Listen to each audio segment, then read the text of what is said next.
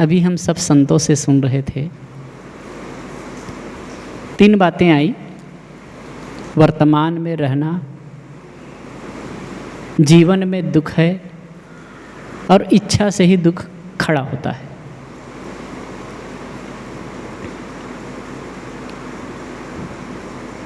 वास्तव में अगर देखें तो तीनों बातें एक दूसरे के इर्द गिर्द हैं। जीवन में दुख क्यों है? वैसे दुख को थोड़ा समझ लें। दुख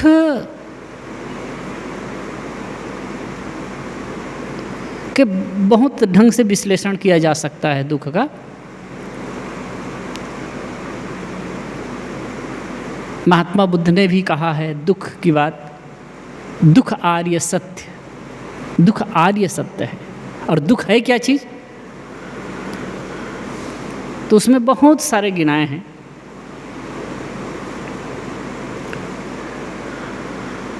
जन्म दुख,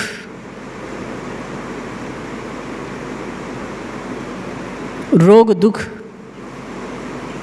अनुकूल वियोग दुख, प्रतिकूल संयोग दुख।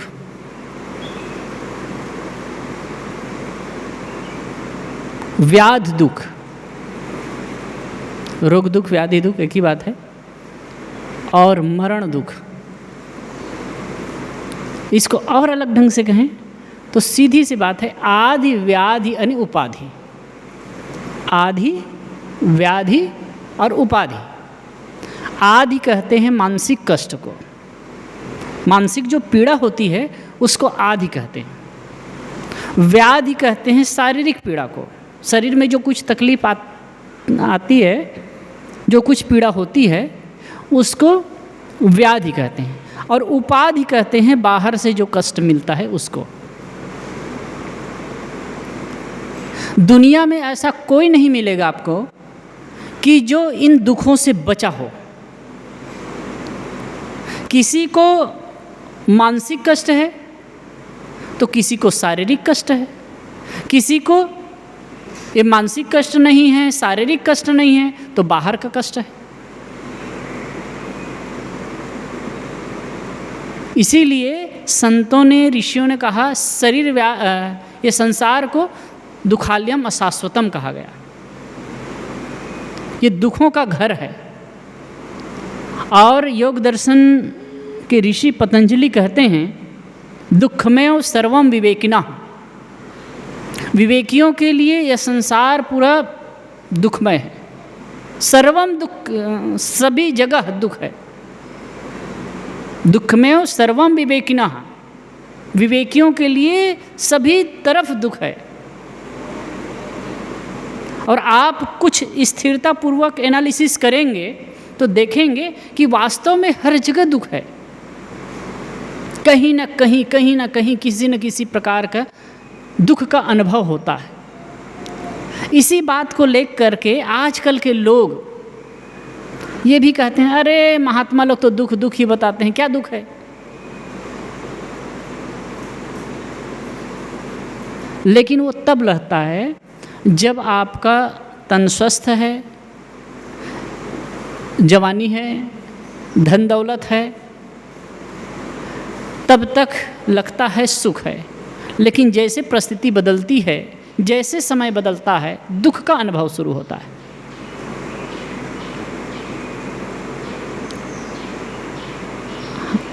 रामायण की बात देखें तो जब कोई अपनी बात कहता है ना, अरे यार राम कहानी छोड़ दो, अपनी राम कहानी न सुनाओ। राम कहानी मतलब दुख भरी कहानी। राम के जीवन में कितना तकलीफ। एक बार गुरुदेव जी बता रहे थे, कहीं गए तो कहे कि एक सज्जन आए, अच्छे खासे संपन्न घर के रहे, आके बैठे और बैठते ही कहे महाराज मेरे समान कोई दुखी नहीं है, मेरे समान कोई दुखी नहीं है।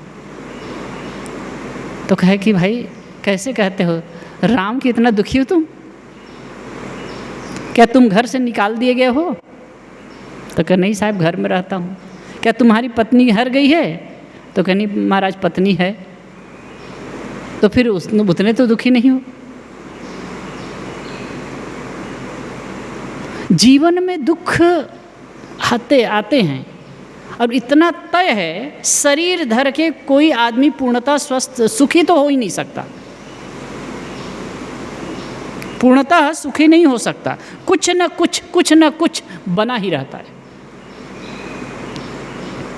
हाँ, विवेकवान के लिए, समझदार के लिए होता है कि वो दुख को ध्यान नहीं देता है, सजगता और अवेयरनेस की स्थिति होती है, जागरूकता की स्थिति होती है,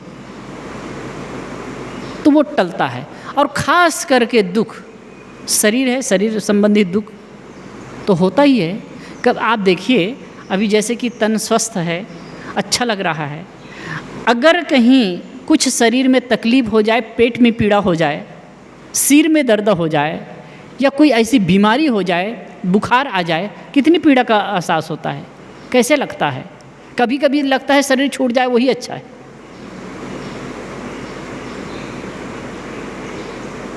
आदमी घबरा जाता है, परेशान हो जाता है।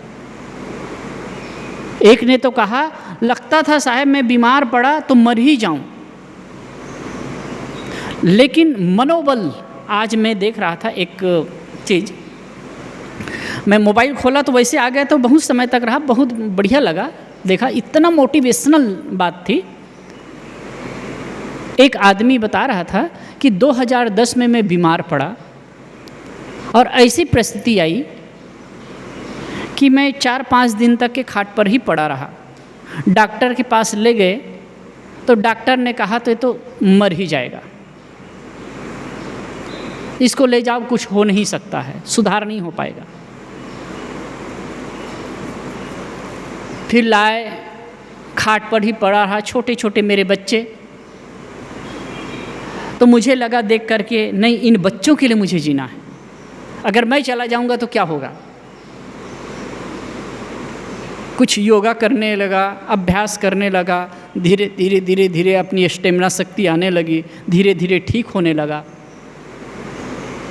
और इंडिया गॉट टैलेंट आता है ना, उसमें वो दिखा रहा था कि 80 किलो वेट, 80 से भी ज़्यादा था, 80 किलो का जो बट है, वज़न है, उसको दांत से उठाया वो। अब वो भी ऐसे नहीं, अपने बॉडी को ऊपर करके, पूरे बॉडी को ऊपर हाथ के बल हो करके, और 80 किलो वेट को उठाया। तो उनको फिर पूछा गया, किसी ने कहा उनको कि आपके दांत इतने मजबूत हैं, तो कि दांत तो उतने ही मजबूत हैं जितने आपके हैं, केवल हौसला मजबूत है, हौसला मजबूत है, हौसला ही काफ़ी होता है। तो जिसका हौसला मजबूत है ना, वो दुख दर्द से निकलता है। मैं तो सुन के देखता हूँ, ये जो दुख की बात आती है, तो कल एक लड़का फ़ोन किया था शाम के समय, वो शिविर में गया था, वो कहे साहब 3 बार सुसाइड अटेम्प्ट किया, 3 बार, 2 बार जहर खाया और 1 बार फांसी लगाया। तो फांसी लगा लिया तो चमड़ी ये हो गई, अब 3 बार बचा। एक बार तो करीब 5-7 दिन तक के बेहोश रहा, और लोग तो कहे कि ये तो मर ही गया। जब डॉक्टर के पास गए और नीचे से कुछ निकाले तो लगा कि ये अंदर से सड़ रहा है, लेकिन उसके बाद भी धीरे धीरे करके वो ठीक हुआ। तो ध्यान शिविर में गया था, तो वो बता रहा था, ध्यान शिविर मुझे बहुत अच्छा लगा साहब, नयापारा में, छत्तीसगढ़ में ध्यान शिविर में गया, बहुत अच्छा लगा, और किसी ने मुझे आपका नंबर दिया, मैं खासकर आपसे मिलना चाहता था, लेकिन वहाँ संत लोग रहे, उन लोगों से मिल करके, उनकी बातें सुन करके बहुत अच्छा लगा।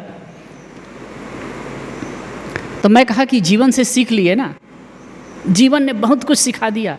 तो क्या, हाँ साहब, अब मुझे जीना है, कुछ करना है। तो एक जज्बा होती है, उत्साह होता है, वो आपको आगे बढ़ने की प्रेरणा देती है। तो कह रहा था कि जीवन में दुख तो आते ही हैं, सुख कब लगता है, एकदम सब कुछ ठीक है, अच्छा है, तब कुछ समय बाद वो ऐसा नहीं रहता है, परिवर्तन यह भी नहीं रहेगा। हम सुन रहे थे ना, यह भी नहीं रहेगा। आपके जीवन में जो परिस्थिति है वह नहीं रहेगी, बदलती रहेगी, क्षण क्षण इसमें बदलाव होता रहता है। तो शारीरिक दुख कभी कभी आते हैं। कितने लोग ऐसे होते हैं, एक तो 90 वर्ष के, 90 का 94 वर्ष के बुढ़िया के बारे में भी दिखा रहे थे।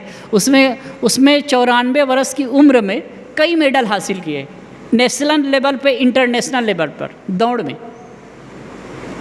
94 वर्ष की उम्र में, आप सोचिए। तो कितने लोग तो शारीरिक रूप से स्वस्थ बहुत लोग रहते हैं, और हम बीमार पड़ते हैं तो ये बीमारी का कारण, कुछ लोग तो कहते हैं अरे प्रारब्ध से, प्रारब्ध कुछ नहीं है। बीमारी अधिकतम आपकी असावधानी से होती है, असावधानी की वजह से, गलत खान पान की वजह से, गलत रहन सहन की वजह से, और गलत ढंग से उठने, सोने और उठने से। इस चीज़ को ध्यान दीजिए। अगर आदमी रोज जल्दी उठे, सवेरे जल्दी उठे, और ऐसा कोई, जैसे कि कुछ माता बहनें तो अपने घर में बहुत परिश्रम करती हैं तो वो सब थक जाती हैं, उसको अलग से कुछ करने की आवश्यकता नहीं है। अगर वो उतना नहीं करते हैं तो कुछ है कि आधा से पौन घंटा तक के, 1 घंटा तक के अच्छा से व्यायाम कर ले, शरीर हल्का फुल्का हो जाएगा। गुरुदेव जी हमारे कहा करते थे कि दिन भर में 2 बार ऐसा होना चाहिए कि आपके शरीर से पसीना निकल जाए, और भोजन करें हल्का चीज, हल्का सात्विक, बहुत ज़्यादा मिर्च मसाला तेल घी वाला मत करो, शरीर स्वस्थ रहेगा। कहते हैं बहुत ज़्यादा डॉक्टर के पास दौड़ने की अपेक्षा, डॉक्टर का इंतजार करने की अपेक्षा, डॉक्टर को देखने की अपेक्षा आप अपने जीवन को देखना शुरू कर लीजिए। अपने खान पान पर दृष्टि रखिए, अपने उठने बैठने पर दृष्टि रखिए। आप अपने जीवन पर देखेंगे, अपने जीवन को देखेंगे, बढ़िया ढंग से आपका खान पान ठीक रहेगा, रहन सहन ठीक रहेगा, उठना जागना ठीक रहेगा, तो आपका शरीर स्वास्थ्य अच्छा रहेगा। और दूसरी बात, महत्वपूर्ण चीज़ यहाँ इसमें ये होती है आपकी थिंकिंग, आपकी सोच। हम बहुत ज़्यादा आज ही वो बहन आई थी, क्या नाम, राजेश्वरी बेन, मधु भाई की बच्ची, तो बाल पक गए हैं। हालांकि वो 42-43 साल की तो हो गई, तो बाल बहुत ज़्यादा पक गए हैं। तो मैंने मजाक किया कि बहुत ज़्यादा बाल पक गए हैं, तो कहे साहब काम बहुत रहता है और टेंशन लेती हूँ ना। उन्होंने कहा कि टेंशन लेती हूँ, और वास्तव में बहुत ज़्यादा चिंता की वजह से बाल पकते हैं, और चिंता के वजह से नाना प्रकार की बीमारियां भी आती हैं। तो कहने का अर्थ है शारीरिक रूप से बीमारी या तकलीफ जो होती है, बीमारी आती है, तकलीफ होती है, वो हमारे असंयम से, चाहे खान पान का असंयम हो, चाहे सोने उठने की असंयम हो, चाहे फिर सोचने की असंयम हो, इसके वजह से शरीर में तकलीफ आती है। लेकिन दूसरा जो दुख है वह है जो मानसिक दुख। सबसे बड़ा दुख यही है। आज आदमी थोड़ा परिश्रम करे तो जी सकता है, इतना कर सकता है, वो खाने पीने और रहने भर का मतलब व्यवस्था कर सकता है, जी सकता है। लेकिन दुखी क्यों है? सोच की वजह से, नकारात्मक सोच की वजह से, नेगेटिव थॉट्स की वजह से। थोड़े में मैं कहूँ, नेगेटिव और पॉजिटिव थॉट्स, नकारात्मक और सकारात्मक विचार हमारे जीवन को कैसे प्रभावित करते हैं, और वास्तव में इसको हम पहचाने कैसे। एक चीज़ समझ ली, यदि हमारी दृष्टि हमेशा दूसरे के दोष देखने में है, तो हम गलत विचार के हैं, गलत थॉट्स है हमारा, नेगेटिव दृष्टिकोण है, नकारात्मक दृष्टिकोण है। यदि हम हर जगह नकारात्मक मतलब पॉजिटिव नहीं, नकारात्मक का दृष्टि रखते हैं, हर के अंदर में कोई बुराई ढूंढते, तो नकारात्मक दृष्टि हो गई।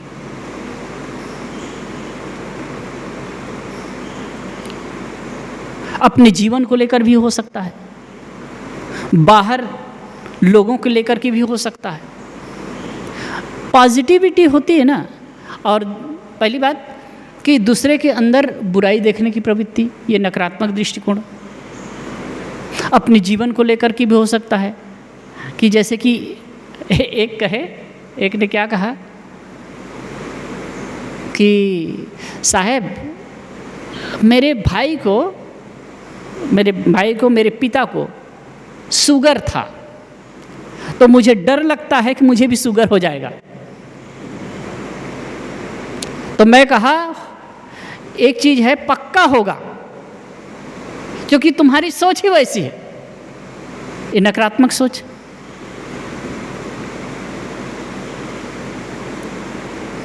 ये मतलब बहुत सारी बातें हैं नकारात्मक सोच के लिए।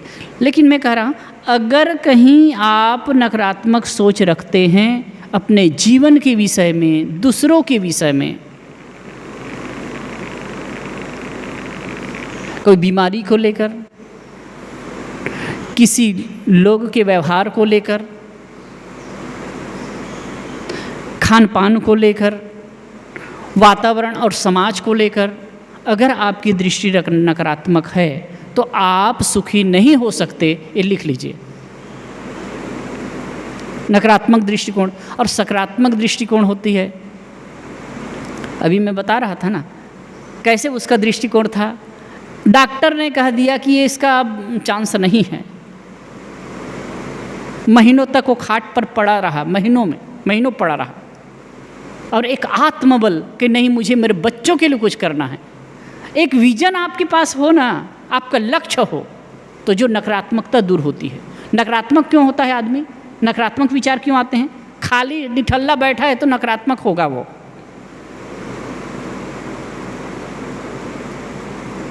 और सबसे बड़ी नकारात्मकता होती है, हम नकारात्मक चीज़ों को, नकारात्मक बातों को, नकारात्मक लोगों को देखकर सुन करके नकारात्मक होते हैं। और ये नेगेटिव थॉट्स कहा जाता है, मनोविज्ञान कहता है, हमारे मन के दो स्तर हैं।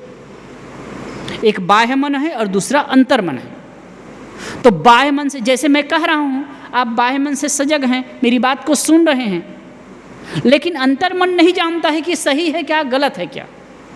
ये तर्क और विश्लेषण आपका बाह्य मन करता है, लेकिन अंतर मन तो सीधा एक्सेप्ट करता जाता है। तब आप नकारात्मक बातें भी सुनते हो तो वो सीधा एक्सेप्ट करता जाता है। इसीलिए कहते हैं आप क्या देख रहे हैं, क्या सुन रहे हैं, इस पर भी आपका ध्यान होना चाहिए।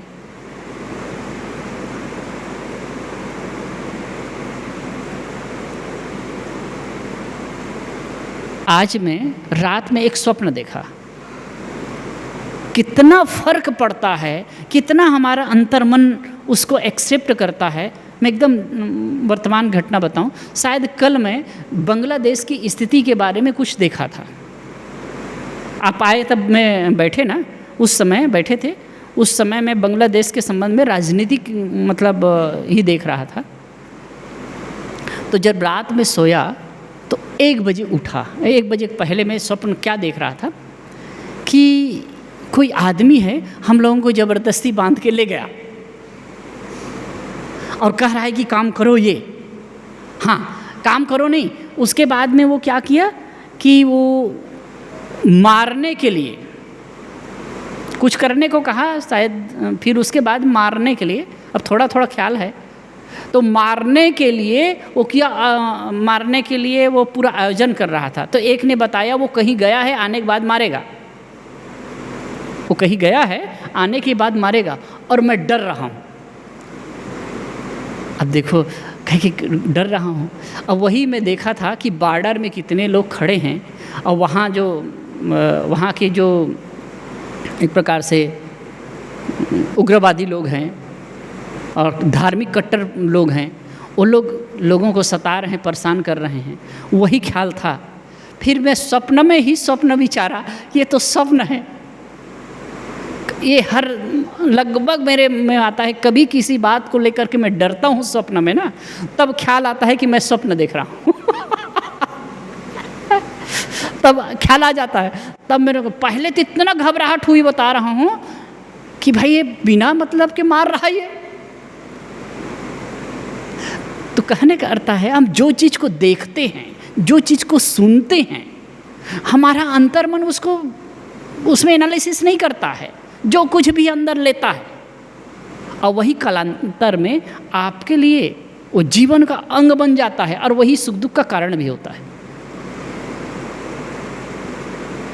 इसलिए कहते हैं कि आपको जो पॉजिटिव थॉट्स के लिए, सकारात्मक विचार के लिए, ये सकारात्मक विचार बहुत ज़रूरी जीवन के लिए। अगर आपकी तबीयत खराब हो गई, पॉजिटिव विचार चाहिए कि मैं ठीक हो सकता हूँ।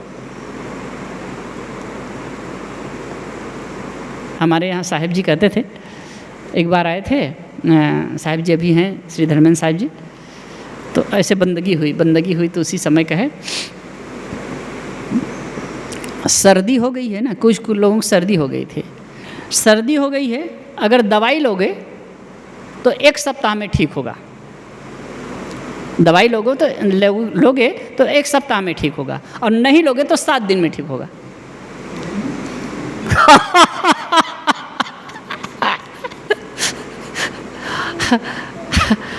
अगर दवाई लोगे तो 1 सप्ताह में ठीक हो जाएगा, और नहीं लोगे तो 7 दिन में ठीक होगा। मतलब क्या है,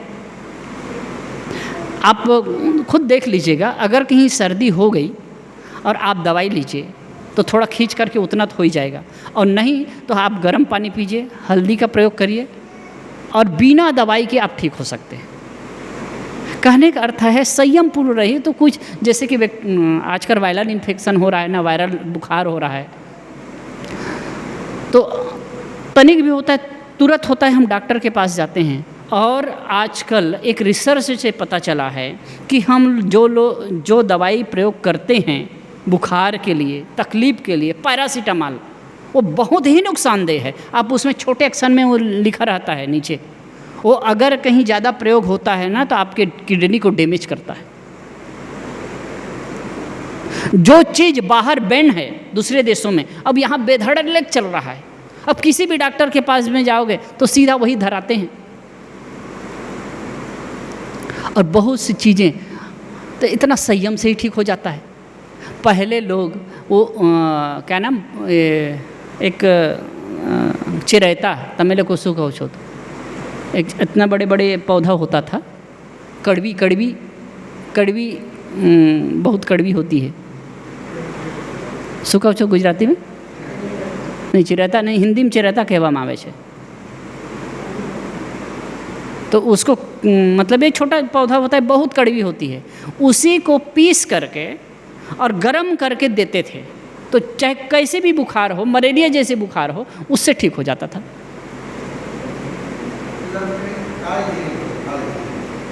हाँ नहीं, काली जीरी अलग छे, ये अलग है, कड़वी नहीं, ये अलग छे। तो वो करके ठीक हो जाता था। और ऐसे कड़वी नहीं है, काली जीरी है, ये सब की तो औषधि बनती ही है। अब ये सबको हम लोग करने में कठिनाई होती है, नहीं कर पाते हैं। अब सीधा रेडीमेड चीज़ टेबलेट लिए, वो केमिकल वाली चीज़, यही चीज़ बाहर जाती है, उसको प्रोसेस करके बनाते हैं, उसको हम लोग लेते हैं, अब उसमें और कुछ मिला देते हैं, तो हम केमिकल ही यूज करते हैं। और कोई भी आप दवाई देखते हैं, अधिक दवाई आप खाएंगे उसका साइड इफ़ेक्ट होना पक्का है। खैर कुल मिलाकर के ये देखें तो जो शारीरिक की जो तकलीफ़ है, शरीर में जो परेशानी होती है, वह हमारी असावधानी की वजह से होती है। और दूसरी बात है मन की बात। तो मन अगर कहीं आपकी जो सोच है सही है, मन के लिए बात कर रहा था, पॉजिटिव थिंकिंग और नेगेटिव थिंकिंग, अगर कहीं आप नकारात्मक विचार रखते हैं तो भी शरीर रोगी होता है, तो भी जीवन में तकलीफ़ आती है।